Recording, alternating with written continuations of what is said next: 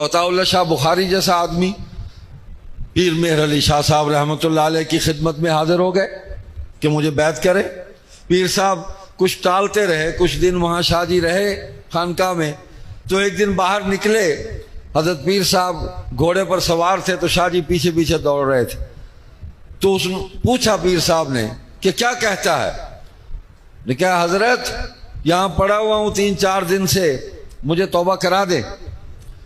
حضرت نے کہا کسی اور کے پاس چلے جاؤ۔ کہا میں کسی شیطان کے ہاتھ سے چڑھ جاؤں گا پھر ٹھیک رہے گا؟ تو حضرت نے فوراً بیعت کی اور توبہ کرا دی۔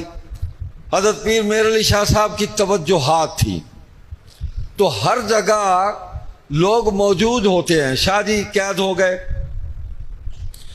تو حضرت پیر مہر علی شاہ صاحب کئی دفعہ مجلس میں کہتے تھے اون شودے واسطے بھی دعا کرو، عطا اللہ واسطے بہر آ ونجے، رہا تھی ونجے جیل تو بہر آ ونجے، اون شودے واسطے بھی دعا کرو۔ تو وہ جواسیس ہوتے ہیں ہر جگہ، ہاں علماء میں بھی ہوتے ہیں، طلباء میں بھی ہوتے ہیں، عوام میں بھی ہوتے ہیں، ہر جگہ جواسیس ہوتے ہیں۔ ان کو بڑی تکلیف ہوتی کہ پیر صاحب ان کے لیے دعا کرتے ہیں۔ تو ایک دن شاہ جی آئے تو محفل میں سے کسی نے کہا او آ گئے نٹھے ہوئے، یعنی جو یہاں سے بھاگے ہوئے ہیں وہ آ گیا۔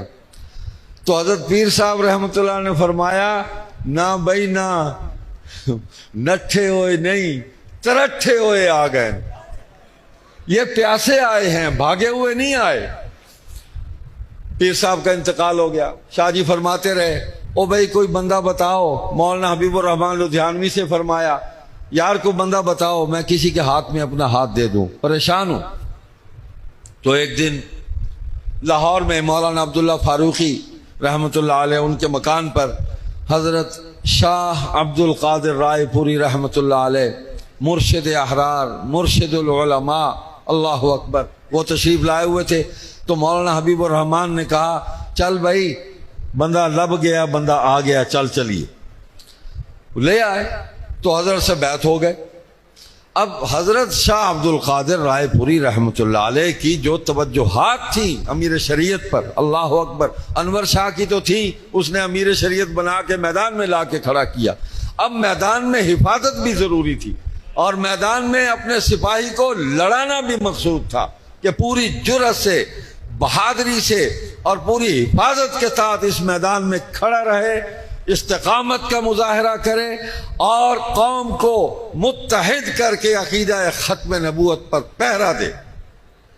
تو حضرت شاہ عبد القادر رائے پوری رحمۃ اللہ علیہ کی دعائیں شامل تھیں۔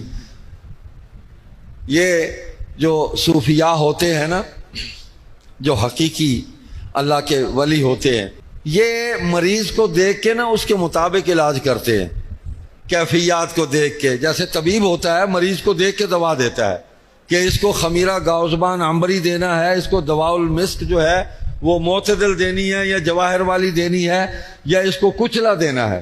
تو بعض مریض جو ہیں وہ ان میٹھی میٹھی دواؤں سے وہ ٹھیک نہیں ہوتے، ان کو پچتی نہیں ہے، جسم عادی نہیں ہوتا، تو ان کو کچلا دینا پڑتا ہے، ہاں زہر دیتے ہیں تو پھر جا کے ٹھیک ہوتا ہے۔ تو شاہ جی نے عرض کیا کہ حضرت کچھ پڑھنے کو بتا دیں۔ فرمایا میرے شاہ جی آپ تو اپنی تقریر کے ذریعے ہی بہت عبادت کر لیتے ہیں، تو یہی وظیفہ بنا دیا، پوری توجہ اسی پر دے دی۔ عطا اللہ شاہ بخاری عشاء کے بعد کھڑے ہوتے، فجر کی اذان ہو جاتی، وہی نماز پڑھا کے وہ گھر جاتے، تو باوضو ہو کے تقریر کرتے اور اسی وضو سے فجر کی نماز جو ہے وہ پڑھی جاتی، لوگوں کو بھی پڑھائی جاتی۔ تو یہ تھا، میں تو سوچتا ہوں قیام اللیل تھا، یہ شاہ عبد القادر رائے پوری نور اللہ مرقدہ کی توجہ تھی۔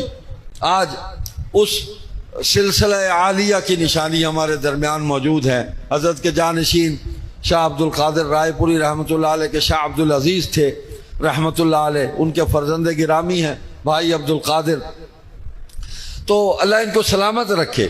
یہ خاموشی کے ساتھ اسی نہج پر، اسی طریقے پر، اسی انداز میں یہ محنت کر رہے ہیں اور اللہ کی مخلوق کو ان کے ذریعے ماشاءاللہ بہت نفع پہنچ رہا ہے۔ اور ہمیں راحت ہوتی ہے، خوشی ہوتی ہے، ٹھنڈی ہوا آتی ہے ان کی طرف سے کہ یہ اس سلسلے کو لے کر آگے چل رہے ہیں۔ مقصد تصوف کا مقصد ہی یہی ہے کہ اللہ کی مخلوق کو اللہ سے جوڑ دیا جائے، بس مختصر تو مقصد یہی ہے۔ جب اللہ سے جڑ گئے تو سارے اللہ کے حکم مان لیے۔